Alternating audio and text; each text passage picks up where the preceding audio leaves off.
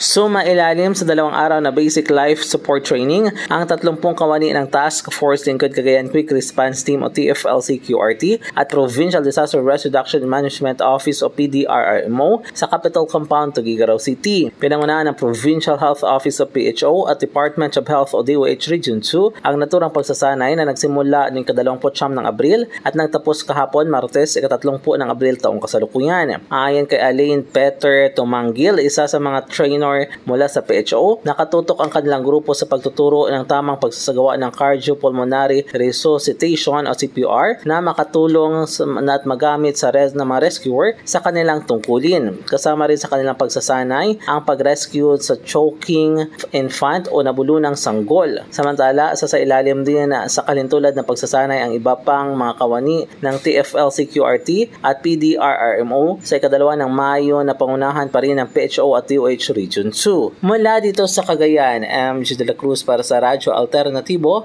Balita Nationwide.